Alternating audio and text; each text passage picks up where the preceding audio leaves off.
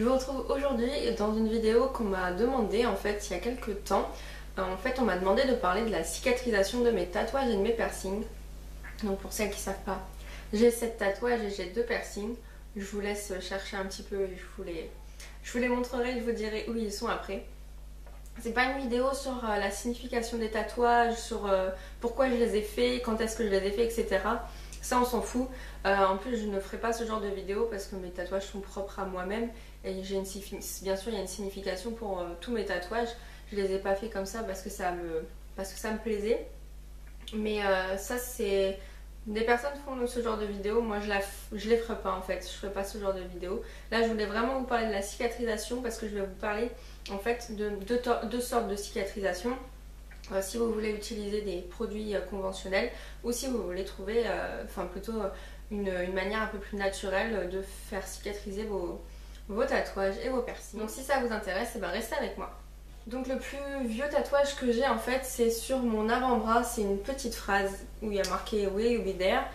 Celle-là en fait je l'ai fait il y a très longtemps et en fait je l'ai fait par quelqu'un qui je pense n'était pas très doué pour ça, la calligraphie fine, parce que mon tatouage est en train de mal vieillir, il est en relief, il est en train de baver. Donc moi je l'ai quand même fait quand j'étais sur Nancy, donc ça remonte à 4 ans maintenant, 3-4 ans.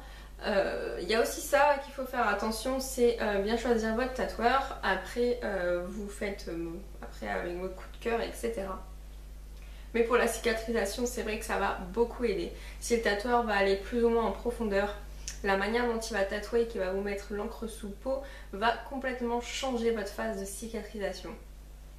Alors moi j'ai eu plusieurs tatoueurs et j'ai eu plusieurs techniques de cicatrisation. Certains font avec de la vaseline et du film étirable. Au début je faisais avec ça et un jour j'ai une tatoueuse qui m'a parlé du Tegaderm et en fait le Tegaderm c'est un truc en fait vraiment médical, c'est un pansement médical. Youssef m'a ramené ça en fait quand il travaillait dans son ancienne entreprise. Donc ça se présente comme ceci et en fait à l'intérieur de ça vous pouvez ouvrir et vous avez j'en ai pas d'ouvert là mais vous voyez en fait à travers vous avez un rectangle en fait où vous avez sur les côtés du papier que vous allez enlever et en fait c'est un film, c'est un truc qui se colle complètement en fait. Donc moi j'en ai utilisé un ou deux pour mes tatouages mais en fait ça se colle complètement et vous allez mettre ça tout de suite après avoir été tatoué. Vous pouvez mettre aussi de la bépantène dessus et vous allez mettre ça et en fait pendant 2 ou 3 jours vous pouvez prendre votre douche. En fait l'eau ne va pas rentrer en contact avec votre tatouage qui est en train de cicatriser. Faut pas oublier qu'un tatouage c'est une plaie donc c'est à vif et je peux vous dire que quand vous avez un truc comme ça c'est pas une énorme pièce mais déjà là vous le sentez bien, vous saignez, etc. Si ça ne vous plaît pas, au fait, tout ce qui est tatouage, entendre parler de sang, de trous, de cicatrisation, cette vidéo n'est pas faite pour vous. Vous pouvez cliquer sur la petite croix et vous verrez une vidéo qui sera plus à même de vous plaire. Mais là, ouais, on va parler de choses pas très cool. Donc voilà, comme c'est une plaie, il faut vraiment la protéger. Si vous faites du sport et que vous allez transpirer, ça va vous faire mal. Donc c'est vrai que ce truc là, en fait, j'ai découvert ça il n'y a pas très longtemps et je trouve ça super bien parce que ça va complètement faire une barrière et ça va vraiment protéger votre tatouage. Comme je viens de dire, chaque tatoueur a sa manière de faire, vous avez votre manière de faire.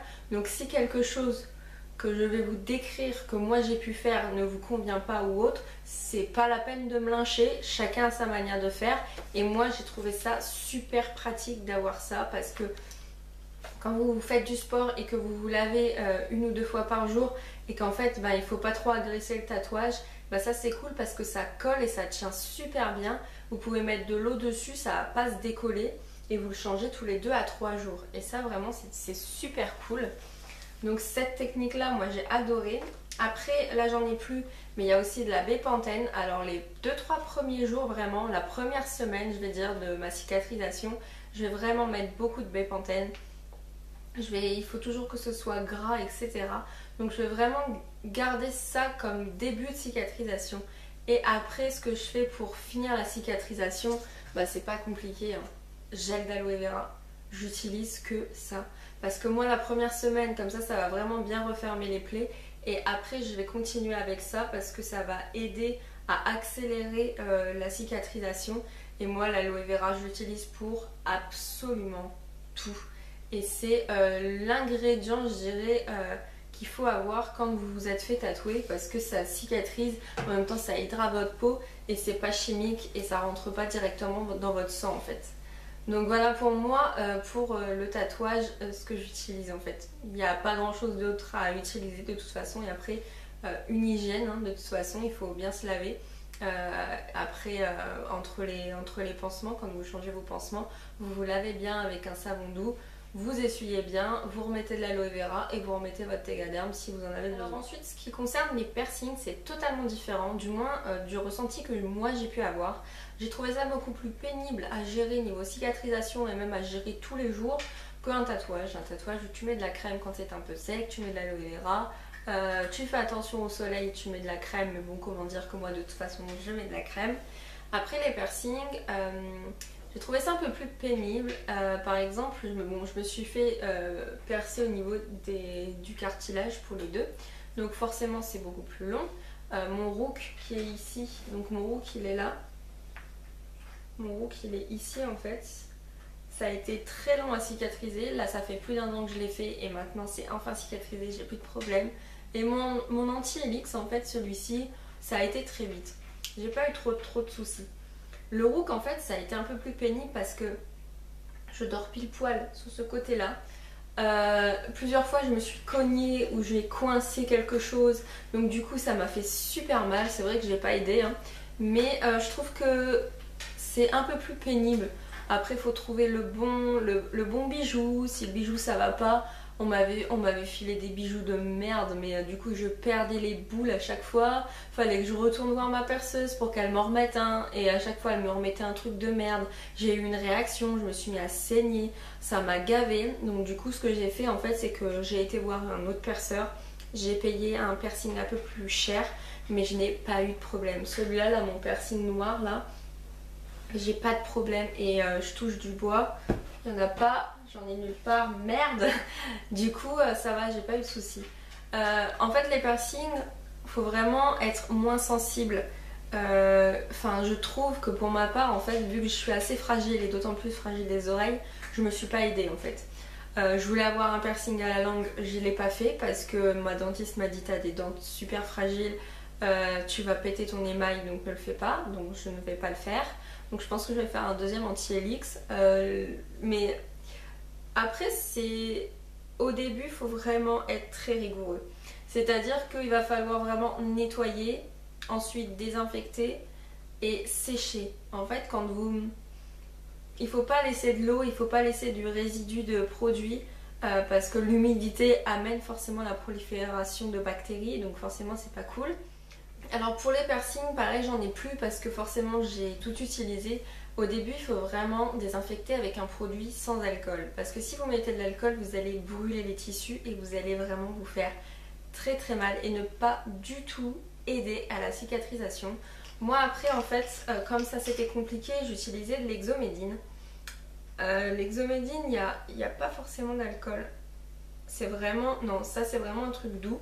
Alors le truc aussi qu'il ne faut pas faire c'est pulvériser directement sur votre piercing. Il faut pulvériser sur un coton et après vous désinfectez l'endroit avec le coton. Vous rincez ensuite avec nos petites fioles de sérum physiologique. Ça vous pouvez y aller, hein. Vous pouvez même en vider un à chaque fois. Moi j'en vidais un pour vraiment bien rincer partout, surtout là quand c'est dans des endroits avec des virages et tout. Vous en videz un et après vous séchez. Donc vous séchez avec un coton-tige sec et propre.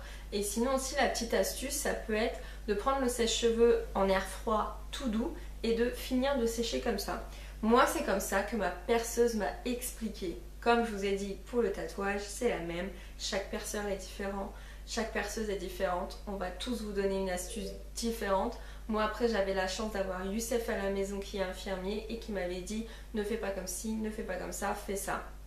Ça complémentait un petit peu le fait d'avoir quelqu'un dans le métier médical qui a l'habitude de gérer des plaies, des pansements, etc.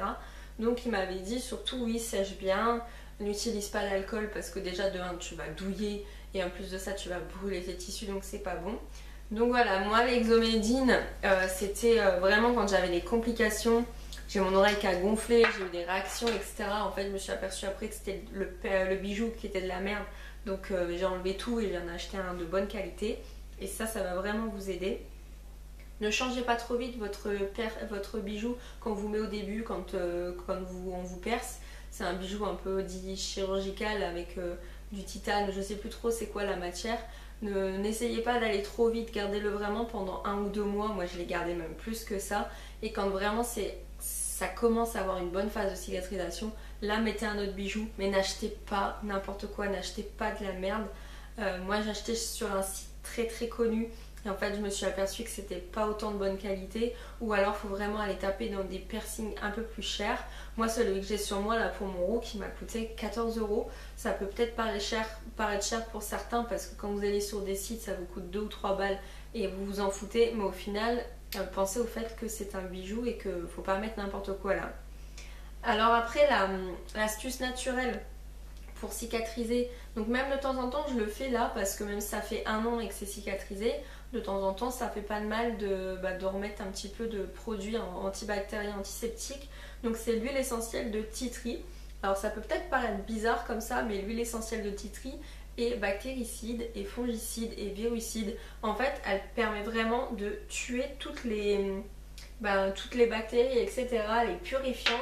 Donc forcément elle va avoir un côté désinfectant, aseptisant. Moi par exemple j'en mets quand je nettoie la litière de Swifty, j'en mets quelques gouttes et je passe du sopalin vraiment dans toute la litière. Ça va en fait déjà ça va absorber les odeurs et ça va tuer les bactéries. Donc là c'est pareil, vous mettez une goutte sur un coton-tige et vous mettez vraiment au niveau du trou, au niveau de là où vous avez votre piercing. Et c'est vraiment un très bon antiseptique naturel. Et voilà, une goutte, en plus c'est génial. Toujours à mettre sur un coton-tige bien propre. Et voilà. Si vous avez des astuces naturelles, et n'hésitez pas à mettre ça en commentaire. Moi ça m'intéresse un petit peu si je peux trouver des autres crèmes cicatrisantes ou des choses comme ça pour les futurs tatouages et futurs piercings. Ça m'intéresse, donc voilà, je vais vous le répéter, mais n'oubliez pas que chaque personne a sa manière de faire. Peut-être qu'elle est aussi bonne que la mienne, peut-être pas, peut-être que moi je suis dans l'erreur, mais après j'ai toujours fait comme ça et j'ai pas eu trop de soucis. Le problème de mon roux c'est parce que j'avais des piercings de merde et que je suis assez sensible. Et faites attention au froid aussi. Donc voilà, sur ce, je vous fais plein de gros bisous et je vous dis à très bientôt dans une prochaine vidéo. Bye tout le monde. Alors du coup, où ils sont mes tatouages? Donc du coup les piercings en fait c'est là. Ici mon roux qui est ici. Ensuite mon anti-helix qui est tout petit, il est là. Donc dans pas longtemps il y en aura un deuxième sûrement ici. Pas trop parce qu'au bout d'un moment on n'a pas les oreilles d'éléphant. Alors, premier tatouage, celui-là. Il est vieux, il a tout bavé. Deuxième tatouage, le lotus. Le troisième c'est une phrase aussi. Donc c'est la même, imaginez-vous que c'est la même écriture que l'autre. Comme quoi il faut vraiment faire attention. Alors, on en est à quatrième, mon mandala.